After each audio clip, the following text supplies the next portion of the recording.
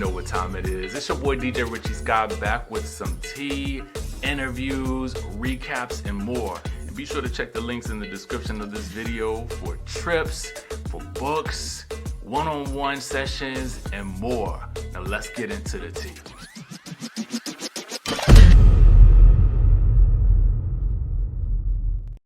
Y'all, Atlanta is back, and so is Potomac.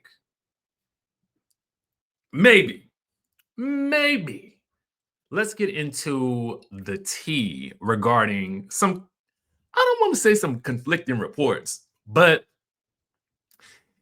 we got to determine what's really going on, okay? Why is it that Shamea and Kelly are really so against Brit as the season goes on? That's what I've been wondering, because if you've seen the interviews that are out there, you've seen Shamea kind of speaking about, being disappointed in Brit, or that Brit was not their favorite person at the end of the season. But in the beginning of the season, from what we can see, Kelly and Brit are bosom buddies as well as they are with Shamea. So it's like a whole little group right there. So what happened? Well, I think we got the answer. Okay. So in an interview with Bryce Sander from Entertainment Tonight, okay, you will see this clip right here that's been posted to the Bravo Shade Room. Now, I want to say shout out to the Bravo Shade Room. They've got a lot of great interview clips up. But this is the one I really wanted to talk about because I felt in my spirit like this was interesting to me.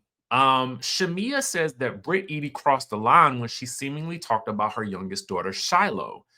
Kids are off limit. I'm just not a fan of hers at all. So, Bryce is basically asking about, the people that she's either the closest to or who she was most disappointed by. And let's take a listen to what she has to say. Unfortunately, I came into the circle liking Brit Edie, and now I'm just not a fan of hers at all. Okay, yeah, because you and... So this notion that Brit apparently gets into a rift with Kelly, then Shamea says that energy was then directed towards her. So whatever energy shift she had with Kelly, that energy shift also happened with Shamea, who is very friendly with Kelly. Then when she mentions that Brit allegedly said something about her youngest daughter, Shiloh, that's when for Shamea, the gloves came off. I think Shiloh's the youngest, if I'm correct. So it's interesting to me because if you watch these interview clips and if you watch the show, it almost seems as though we're seeing Brit, based on just these interview clips and some of the clips from the show, Brit morphing into the villain. Okay, we'll quote the villain, right? Because a lot of people are like, with Shamea saying all of these things, they're kind of wondering if maybe there was some credence to what Kenya Moore ends up doing or has said previously with regards to the situation. So many fans are like, well, maybe Kenya was right. Or maybe this was maybe she did do something more harsh to Kenya that made Kenya respond in the way that she did. Now, Brit, on the other hand, in her interviews, she's basically said, really, she's not really given much clarification. I'm thinking she probably doesn't want to spoil the season. I'm actually surprised that Shamea said this much because that's giving away quite a bit of tea, but why not? Okay, I'm here for it. It gives me something to talk about. And it gives me some clue as to what is going down in this season. Now, Brit, when she has done her interviews, has said basically that we will see as the season goes on that she will come out on top and that everybody who is speaking on her right now, their hands aren't quite so clean either, right? She even goes so far as to post on her Instagram page. And again, shout out to the Bravo Shade Room because that's where I first saw this. And you go to her Instagram, and she has posted this in her stories. She says, when the hate don't work, they start telling lies. They on a hashtag Brit press tour coming to a city near you.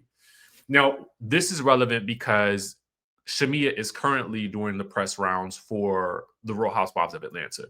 You might have seen her on Way Up with Angela Yee. You might have seen her on Entertainment Tonight. You might have seen her on Virtual Reality with Page Six. And I believe you will likely see her on Sunday night's episode of Watch What Happens Live.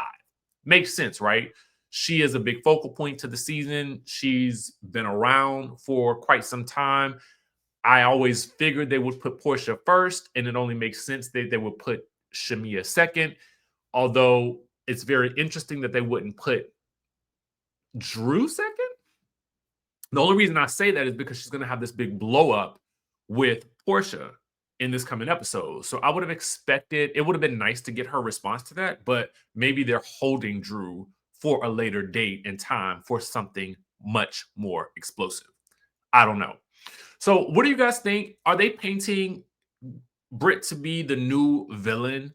Is that what you guys are? Is that the general sense that you are getting from this? I personally want to see more from her before I give a firm thought on whether she is the villain or not. Because sometimes there's the show villain, and then sometimes there's the actual villain. Dun, dun, dun, dun. And we know this to be true. We know it. So again, I'm going to reserve judgment until the episodes play out a bit more clearly. And I feel like I don't want to be rushed to judge because we don't know her yet in that sense. So let's wait and see. I mean, I can't help if you do decide that you want to, cast a little judgment right now. But as for me, I'm going to wait. I'm going to hold off and see what happens. All right. All right. Let's move on to Potomac. Okay. So according to our good friends over at TVDs, the Real Housewives of Potomac season 10 filming is delayed as Bravo decides the next steps. Now, the original post reads, season 10 filming has been delayed. And I say original post, but this is just the post. Has been delayed as Bravo decides next steps. Sources tell TVDs exclusively. Despite reports and rumors to the contrary, none of the housewives have officially been asked back for season 10 as Bravo contemplates making changes to the cast following Karen Huger's sentencing in her DUI case. While filming was originally set to begin in March, cameras won't be picking up until April at the earliest. Now, Wendy then chimes down below in the comments and says that's a lie with the champagne flutes. Now, when you go down, okay, because I went all the way down into the nits and the grits, okay, TVD says Wendy Acefo, which part, okay, is the lie? And I think that is the question, okay, because it could be true that Wendy has already received her letter, already received her offer. She could have already signed on. I don't know, right? Is that the part that's the lie? Because if she's holding up those champagne flutes, that could be an indication that she very well may already be in the lineup, right? Secured, sold, signed, still delivered. But maybe the source maybe the source who told TVDs hasn't received, I don't know if it's a housewife or not. I really don't know. I don't know who it is. And I would never even ask. I feel like you never ask people who their sources are.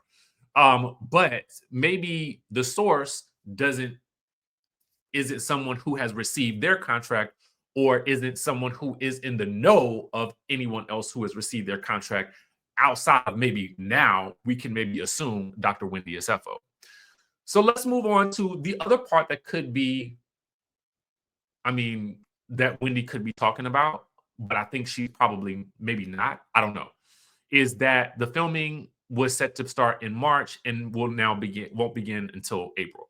I could see this being true because we're knee deep into March at this point in time.